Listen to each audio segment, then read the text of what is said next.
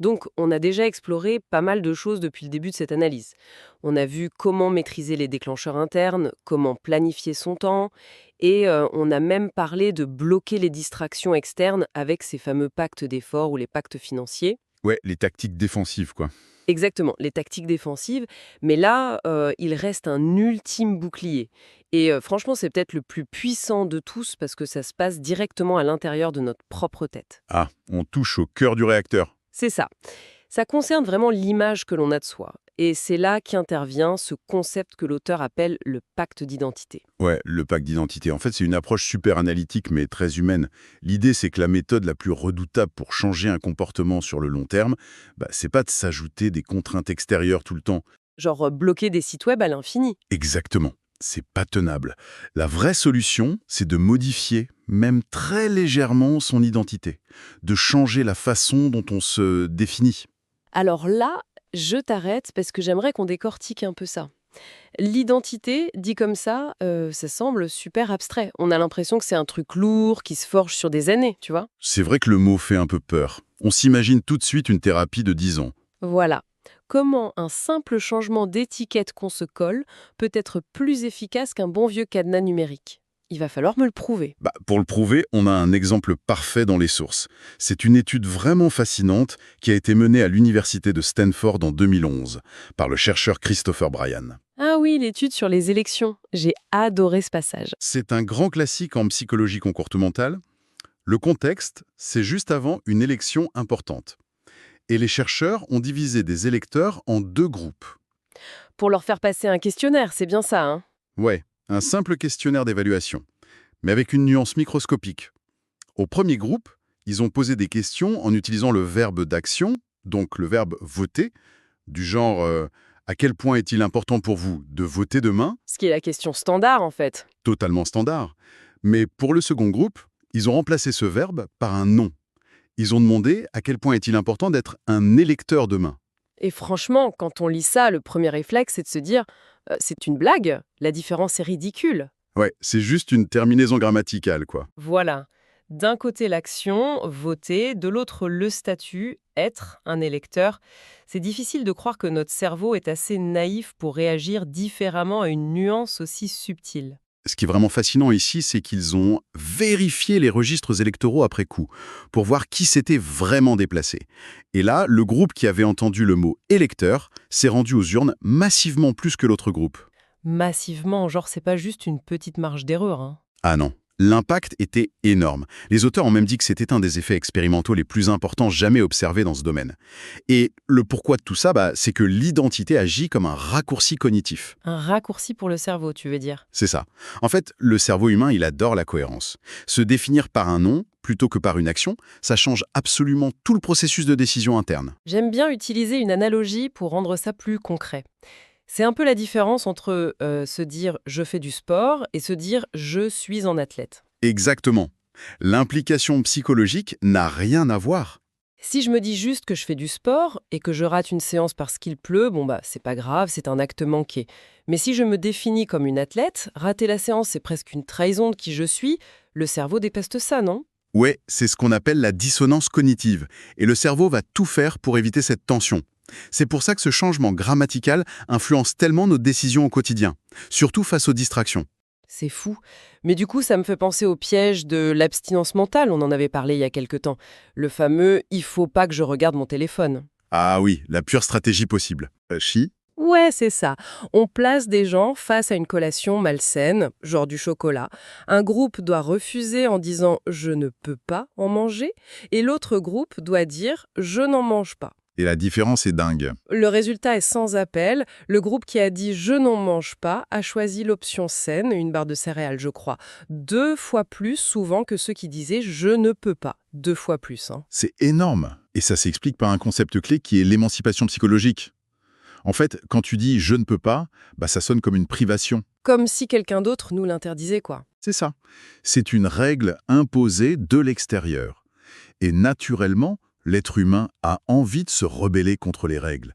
C'est le syndrome du panneau ne pas toucher. Si on te dit de pas toucher, t'as qu'une envie, c'est de mettre les doigts dessus. Exactement. Alors que dire « je ne le fais pas », C'est une déclaration de qui tu es. C'est un choix autonome.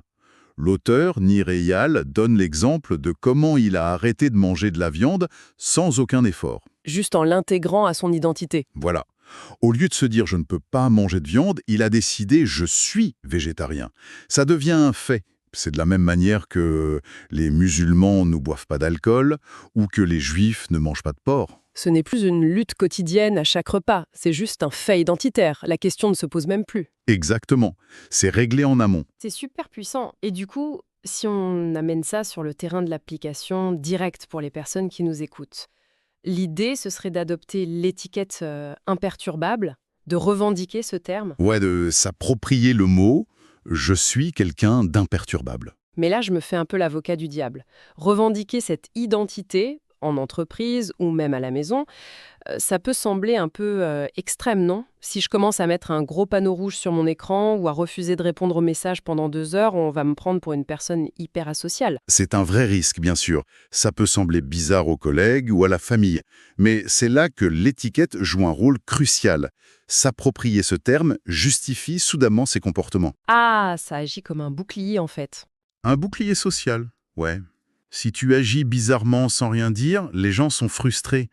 Mais si tu expliques clairement, écoutez, j'adopte une démarche pour devenir imperturbable, c'est ma nouvelle façon de travailler, les gens comprennent, on respecte les identités. C'est vrai qu'on respecte assez facilement quelqu'un qui dit « je fais le jeûne » ou « je suis végane ». On le prend pas personnellement. Exactement. C'est le même principe pour l'attention. Mais nos documents soulignent un truc un peu contre-intuitif. Pour que cette identité marche vraiment pour nous-mêmes, il faut presque faire du prosélytisme. Il faut la prêcher aux autres. C'est une dimension fascinante de la psychologie humaine. C'est pour ça que tant de religions ou de mouvements poussent leurs membres à partager leurs croyances. Pas juste pour recruter, mais pour se convaincre soi-même. Tellement. C'est appuyé par les travaux de Lauren Escreis-Winkler et Ayelet Frischbach. Elles ont trouvé que le fait d'enseigner aux autres et même de partager ses propres difficultés, ça renforce notre propre motivation. Donc, dire à son entourage qu'on devient imperturbable et leur expliquer comment on fait, ça scelle notre propre engagement. C'est ça. Quand tu donnes des conseils, tu t'appropries la méthode. Tu ne peux plus vraiment faire marche arrière sans ressentir cette fameuse dissonance cognitive. Mais attends, il y a un truc qui coince pour moi. Le syndrome de l'imposteur. Le classique. Bah oui, imagine, j'annonce à mes collègues que je suis devenue imperturbable. Mais la veille, j'ai passé 40 minutes à scroller sur des vidéos de chats. Je me sens illégitime pour donner des leçons. C'est pour ça que les chercheuses insistent sur le partage des difficultés. Il ne faut pas se présenter comme un être parfait. Il faut dire « je suis très vulnérable aux distractions » et c'est précisément pour ça que j'ai adopté cette identité d'imperturbable. Ah, l'aveu de faiblesse devient une force. Voilà. En enseignant aux autres, tout en étant transparent sur tes propres luttes, tu t'engages encore plus profondément. C'est brillant. Mais bon, adopter une étiquette et en parler aux autres, c'est bien. Mais comment on fait pour que ça s'ancre vraiment, physiquement, au quotidien? Et c'est là qu'on arrive à l'idée des rituels. Les rituels laïques, ouais. C'est le ciment de la nouvelle identité. J'adore l'étude de Harvard de Francesca Gino qui est mentionnée là-dessus. C'est sur la perte de poids au départ. On demande à des gens de suivre un rituel avant de manger, mais un truc complètement absurde, hein. Ouais, il fallait qu'ils coupent leur nourriture d'une certaine façon. Qu'ils l'arrangent de manière symétrique et qu'ils la touchent exactement 3 fois avec leur couvert avant d'avaler. Franchement, ça ressemble à un toc. Mais le truc fou, c'est que ça a considérablement augmenté leur contrôle de soi par rapport au groupe normal. C'est spectaculaire. Et ça nous apprend énormément sur le fonctionnement de notre cerveau. Mais du coup, je suis obligée de faire preuve d'un peu d'esprit critique là. Est-ce que c'est pas un peu excessif d'appliquer des rituels presque religieux à notre façon de gérer nos emails ou notre smartphone? On va pas taper 3 fois sur notre clavier avant de l'allumer, hein? Non, bien sûr, l'idée n'est pas de faire des trucs bizarres au bureau. Mais il faut comprendre que les rituels conditionnent le cerveau. Ils désactivent notre pilote automatique. Le réseau du mode par défaut, c'est ça? Exactement. Quand on va machinalement sur les réseaux sociaux, on est en pilote automatique. Le rituel même, très simple, force une pause de pleine conscience. Les textes donnent des exemples très concrets, utilisés par l'auteur lui-même. Oui, le fameux t-shirt. Il s'est fait faire un t-shirt avec écrit « imperturbable » dessus. Indistractable, en anglais. Il le porte quand il doit se concentrer. C'est son uniforme, son rituel. Et il utilise aussi la fonction « ne pas déranger » de son téléphone. Pas juste comme un outil, mais comme un signal fort envoyé à son propre cerveau. Comme pour dire à son cerveau attention, on change de mode opératoire. C'est exactement ça. Il se répète même un mantra le matin. La citation de William James L'art d'être sage, c'est l'art de savoir ce qu'il faut ignorer. C'est beau. Mais au fond, ces petits actes, le t-shirt, le mantra, le mode avion, ce sont juste des preuves, non? Des preuves qu'on fournit à notre cerveau pour lui dire que cette nouvelle identité est réelle. C'est le mot-clé, des preuves. L'identité ne se décrète pas dans le vide. Le rituel, aussi laïque soit-il, donne de la substance à l'identité. C'est une vraie gymnastique intellectuelle quand on y pense, et ça nous amène vraiment à une conclusion philosophique hyper intéressante sur tout ce qu'on vient de voir. Ah, et je crois voir où tu veux en venir. L'identité, au final, c'est pas une fatalité gravée dans le marbre à la naissance. C'est juste une habitude intellectuelle qui est totalement malléable. Quiconque écoute cette analyse a le pouvoir de réécrire son propre scénario mental dès aujourd'hui. Et la pensée profonde qu'il faut en tirer, et ça c'est crucial, c'est que la boucle fonctionne dans les deux sens. On pense souvent que nos croyances façonnent nos actions. Je suis distrait, donc je scrolle. Alors que c'est l'inverse qui se produit aussi. Exactement. Nos actions, surtout celles ritualisées, façonnent en retour nos croyances.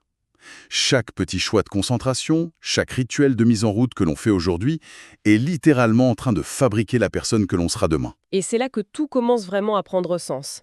Et pour celles et ceux qui veulent aller plus loin, le livre est disponible gratuitement via le lien en description.